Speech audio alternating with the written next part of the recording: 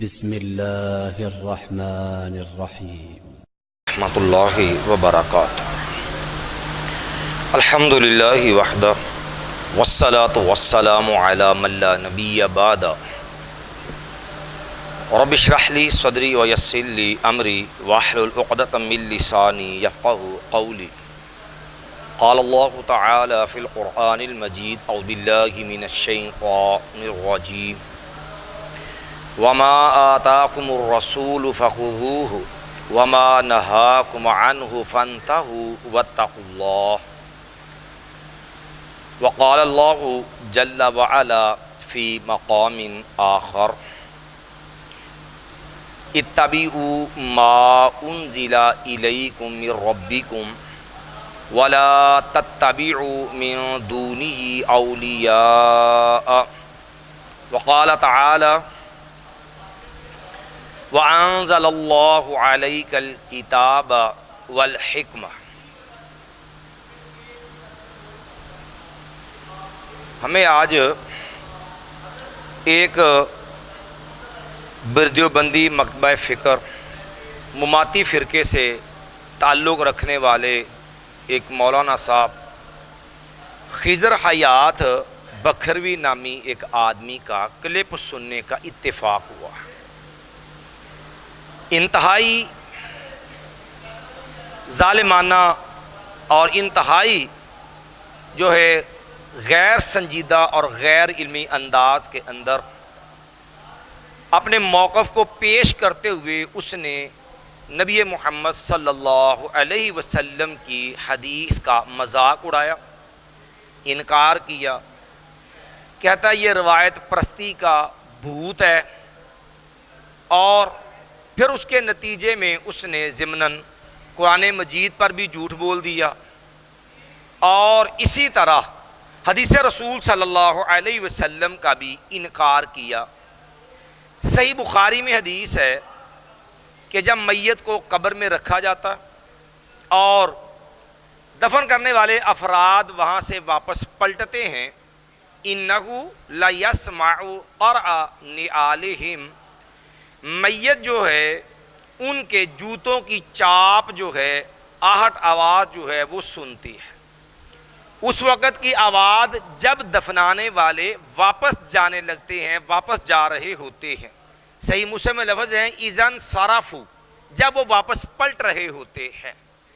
کہتے ہیں بکھروی صاحب اپنے جارحانہ انداز کے اندر کہتے ہیں کہ دیکھیے پہلے یہ سمجھو کہ حدیث کسے کہتے ہیں، حالانکہ حدیث ہوتی ہے ما اضیف الی النبی صلی اللہ علیہ وسلم من قول او فعل او تقریر۔ کہتے نہیں، حدیث ہے کہ قرآن کے خلاف نہیں ہو سکتی، اور کہتے ہیں یہ بات اللہ نے، قرآن کہتا ہے کہ رسول کے منہ مبارک سے قرآن کے مقابل کوئی بات نہیں نکل سکتی۔ کہاں ہے قرآن؟ بسم اللہ کی با سے لے کے والناس کی سین تک پورا قرآن پڑھ لیجئے، کسی آیت کا یہ مطلب معنی نہیں ہے کہ نبی صلی اللہ علیہ وسلم کی زبان سے قرآن کے مقابل کوئی بات نہیں نکل سکتی۔ اصل میں اپنے ذہن میں ایک تضاد ہے، یاد رکھیے یہ اس گمراہ فکر کا نتیجہ ہے کہ جو لوگ وہی صرف قرآن کو سمجھتے ہیں، حالانکہ اللہ نے قرآن میں فرمایا لوگوں جو تمہارے رب کی طرف سے نازل کیا گیا اس کی پیروی کرو، اس کے علاوہ کسی اور چیز کی پیروی نہیں۔ وہ چیز جو اللہ کی طرف سے نازل کی گئی وہ کیا ہے؟ قرآن مجید میں اللہ نے اس کی بھی وضاحت فرما دی، وَأَنزَلَ اللَّهُ عَلَيْكَ الْكِتَابَ وَالْحِكْمَةَ۔ اللہ نے دو چیزیں نازل کی ہیں، ایک کتاب اور ایک حکمت، نبی صلی اللہ علیہ وسلم کی سنت۔ قرآن بھی وحی، نبی بھی، نبی علیہ السلام کے فرامین بھی وحی ہیں، اور قرآن اور حدیث میں تعارض نہیں ہے۔ کسی کی عقل سمجھ فہم میں تعارض ہو وہ الگ بات ہے، قرآن حدیث میں اختلاف اور تعارض نہیں ہوتا۔ یہ جس بات کا مذاق اڑایا گیا اور کہا گیا کہ یہ مخالف قرآن ہے، سب سے پہلے یہ بات سمجھ لیجئے کہ یہ اصول ہی اہل السنہ والجماعت کا نہیں ہے کہ حدیث وہ ہوتی ہے جو قرآن کے خلاف نہ ہو۔ یہ اصول دنیا کا بدترین گمراہ بدعتی فرقہ روافض جو ہیں، یہ اصول رافضیوں کا ہے کہ حدیث وہ لی جائے گی جو کتاب اللہ کے مطابق ہے. یہ شیعہ رافضیوں کی معتبر کتاب ہے اصول کافی. اس میں لکھا ہے فما وافق کتاب اللہ فخذوہ وما خالف کتاب اللہ فدعوہ. بھئی جو چیز کتاب اللہ کے مطابق ہو وہ لے لو اور جو کتاب اللہ کے خلاف ہے اس کو چھوڑ دو. یہ پہلی جلد ہے, صفحہ نمبر 55 ہے, اصول کافی جو صحاح اربعہ شیعہ رافضی مذہب کی معتبر کتب میں سے ایک اہم بنیادی کتاب ہے. یہ قاعدہ اصول ہی روافض کا ہے, اہل السنہ والجماعہ کا یہ اصول ہی نہیں ہے. پہلی بات. دوسری بات یہ قابل غور ہے کہ یہ حدیث جسے جو ہے مخالف قرآن کہہ کے جس کا مذاق اڑایا گیا, ذرا اس کے اوپر بھی غور کیجئے. کیا یہ حدیث قرآن کے خلاف ہے؟ کہا گیا کہ دیکھو قرآن مجید میں سماع موتیٰ کی نفی ہے. بھئی قرآن مجید کی سماع موتیٰ کی آیات آپ سامنے رکھیے. جتنی بھی آیات ہیں وَمَنْ أَضَلُّ مِمَّنْ يَدْعُو مَن لَّا يَسْتَجِيبُ لَهُ إِلَىٰ يَوْمِ الْقِيَامَةِ وَهُمْ عَن دُعَائِهِمْ غَافِلُونَ. یا اسی طرح دیگر جو آیات ہیں إِنَّكَ لَا تُسْمِعُ الْمَوْتَىٰ وَمَا أَنتَ بِمُسْمِعٍ مَّن فِي الْقُبُورِ. جتنی بھی آیات ہیں ان میں لوگوں کی بات گفتگو جو ہے اس کے سننے کی نفی ہے کہ آپ ان کو یہ نہیں سنا سکتے, وہ لوگوں کی باتیں سننے سے غافل ہیں. پورے قرآن میں آپ کو یہ نہیں ملے گا کہ مردہ جوتے کی چاپ اور آہٹ نہیں سن سکتا, ایک ہے لوگوں کی گفتگو نہیں سن سکتا, ایک ہے جوتے کی چاپ نہیں سن سکتا. قرآن نے جس کی نفی کی ہے وہ لوگوں کی گفتگو ہے, اور جس کو حدیث نے ثابت کیا ہے وہ جوتے کی چاپ ہے. پہلے قرآن سے جوتے کی چاپ کی نفی لائیے, پھر اس کو اس کے مخالف بنائیے. پھر دوسری بات, سائل نے تو پوچھا تھا کہ قرآن مجید میں اللہ رب العالمین نے سورہ فاطر آیت نمبر 22 میں فرمایا ہے کہ ان اللہ یسمع من یشاء, کہ ٹھیک ہے مردے تو نہیں سنتے, بالفعل عمل ان میں سننے کی اہلیت نہیں ہے, لیکن اللہ رب العالمین قادر ہے جو چاہے سنا دے. جب اللہ جو چاہے سنا دے, وہی الہی نبی صلی اللہ علیہ وسلم کے فرمان سے مل گیا کہ اللہ میت کو حسرت اور افسوس دلانے کے لیے جب دفن کر کے جانے والے پلٹتے ہیں اللہ اس کو جوتوں کی آواز سنا دیتا ہے تاکہ اسے بھی یہ حسرت اور افسوس دلایا جا سکے. دیکھ وہ تیرے عزیز, تیرے رشتہ دار, تیرے دوست, تیرے احباب, تیرے ملنے والے, تیرے دنیا کے تعلق والے, جن کے لیے جیتا مرتا تھا, جن کے لیے حلال و حرام کی تمیز بلا بیٹھا تھا, آج تجھے چھوڑ کے جا رہے ہیں تاکہ اسے افسوس دلایا جائے کہ یہ کوئی تیرے کام آنے والا نہیں ہے. حالانکہ اسی حدیث پہ غور کیجئے, اس سے پہلے میت کی قبر کے پاس افراد کھڑے بھی ہوتے ہیں, باتیں بھی کر رہے ہوتے ہیں, لوگ آ جا بھی رہے ہیں, چل بھی رہے ہیں, لیکن دفنانے سے پہلے یا دفنانے کے دوران جو بات چیت, آنا جانا, جوتوں کی آہٹ, کچھ بھی میت نہیں سنتی.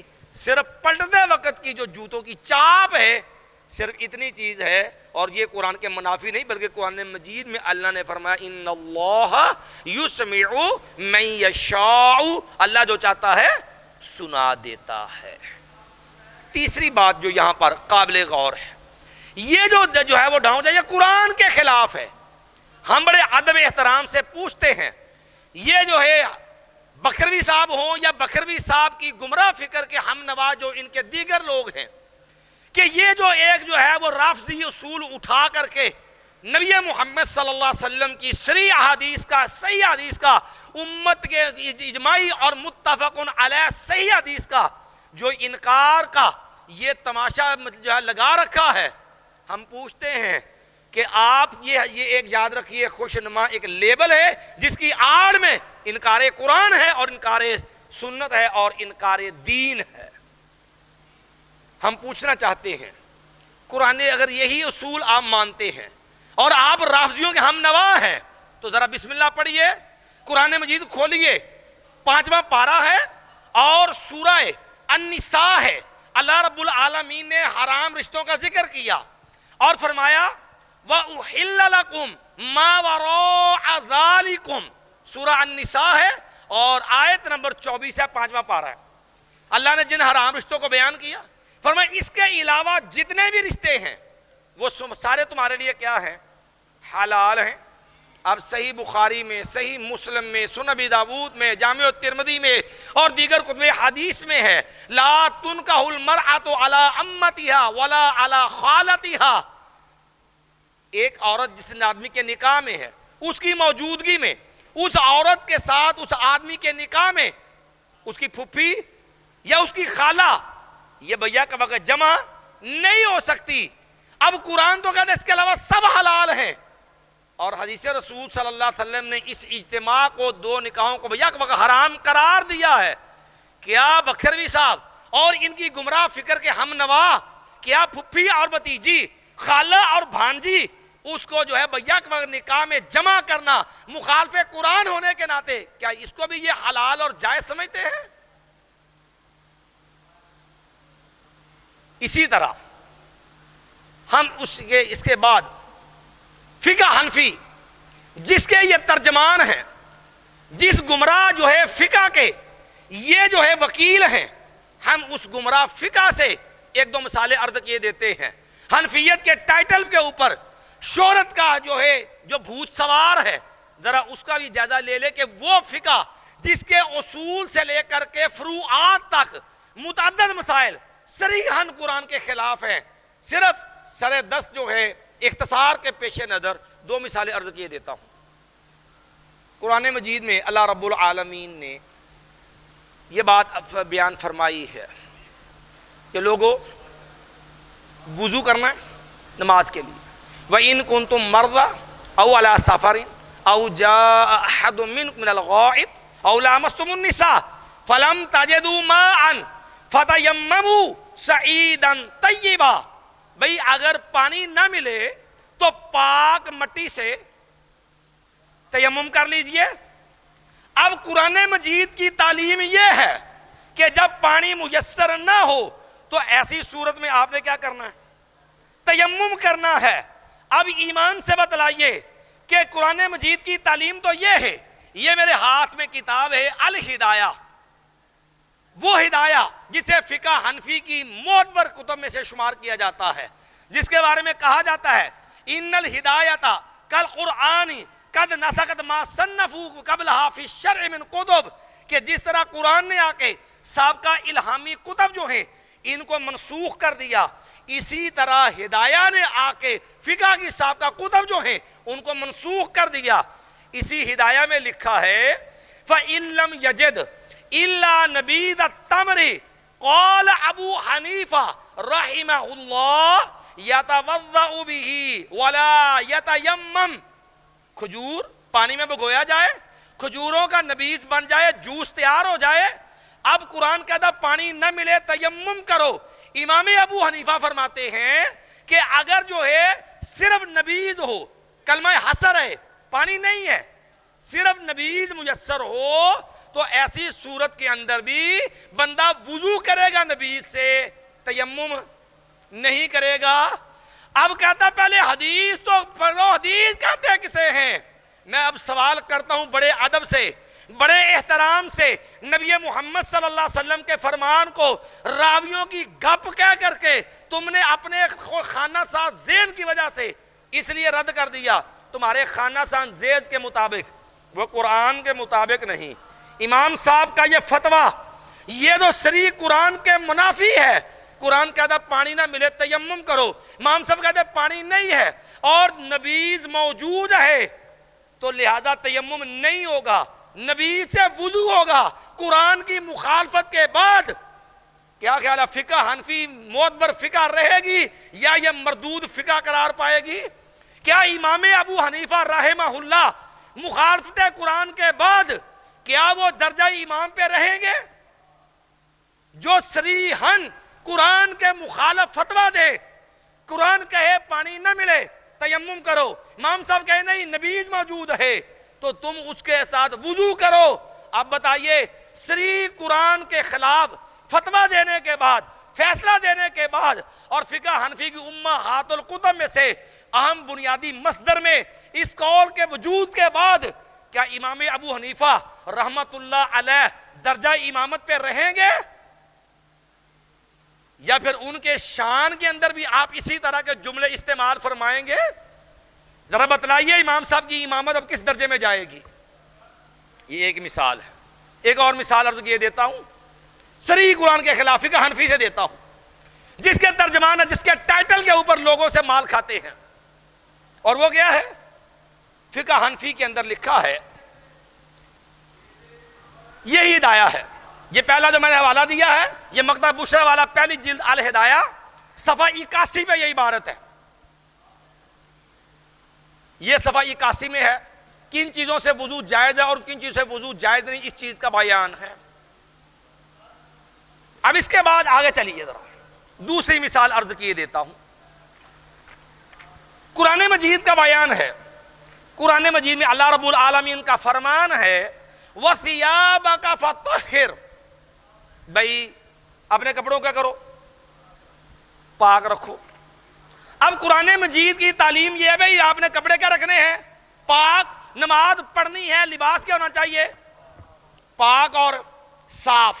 نبی محمد کا فرمان سمجھ نہیں آیا، اپنے باطل عقیدے کے خلاف تھا، اس کو اپنے مذمومہ جو ہے وہ نظریے کے خلاف تھا، اس کو قرآن کے خلاف قرار دے کے نبی محمد کے فرمان کی توہین کہتے ہوئے گپ قرار دے کے رد کر دیا. بتلائیے ذرا فقہ حنفی کس کھاتے میں جائے گی اور امام ابو حنیفہ کس کھاتے میں جاتے ہیں؟ حالانکہ ہم نے بتلایا وہ خلاف نہیں ہے. دوسری مثال عرض کیے دیتا ہوں، یہ الہدایہ ہے باب الانجاس و تطہیرہ، نجاستیں اور ان کو پاک کرنے کا بیان ہے. یہ مکتبہ بشرا والا ہدایہ میرے پاس ہے اور اس کا صفحہ نمبر جو ہے 130 اور 131 ہے.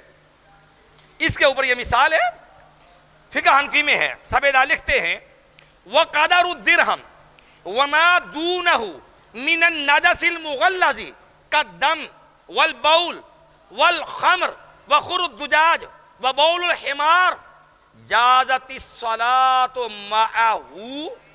اگر آدمی نے نماز پڑھنی ہے، اس کے کپڑے کے اوپر جو ہے نجاست غلیظہ، خون، پیشاب جو ہے، شراب، مرغی کی بیڑ، گدھے کا پیشاب وغیرہ لگا ہے، نجاست غلیظہ، تو کہتے ہیں اس کے باوجود نماز پڑھنی جائز ہے. قرآن کہتا ہے وَثِيَابَكَ فَطَهِّرْ. اور فقہ حنفی کہتی ہے کہ 4.5 ماشے، کیونکہ اس میں آگے لفظ تفصیل ہے.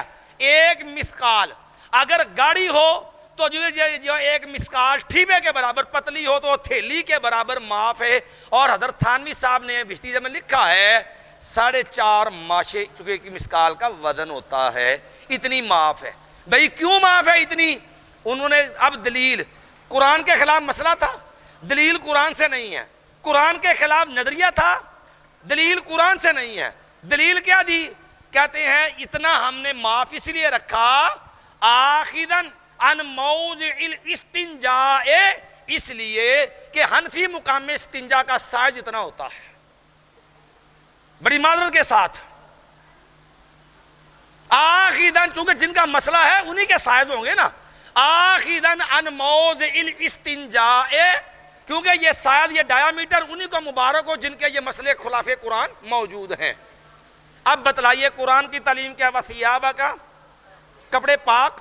فقہ حنفی کہتی 4.5 ماشے پخانہ لگا ہو تو نماز پڑھنی جائز.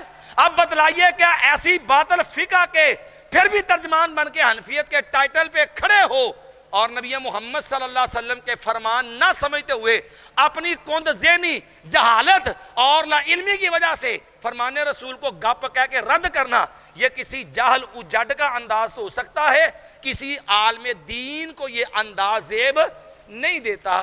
اس لیے کسی اہل علم نے بڑے شاندار بات، کہ اہل دل نے یہ بڑی عمدہ بات کہی ہے، کہتے کم من عائب قولا صحیحا آفتہ الفہم السقیم. کتنے ہی احمق ایسے ہوتے ہیں جو صحیح باتوں پہ نقد کرتے ہیں، اعتراض کرتے ہیں. اصل مصیبت یہ ہوتی ہے کہ اپنی سمجھ جو ہوتی ہے وہ خراب ہوتی ہے، عقل اپنی جو ہے وہ کمزور اور باطل ہوتی ہے. اللہ ایسے لوگوں کو ہدایت نصیب فرمائے اور نبی محمد صلی اللہ علیہ وسلم کے دین کو سمجھنے کی توفیق عطا فرمائے. اقول قولی ھذا استغفر اللہ لی ولکم ولسائر المؤمنین.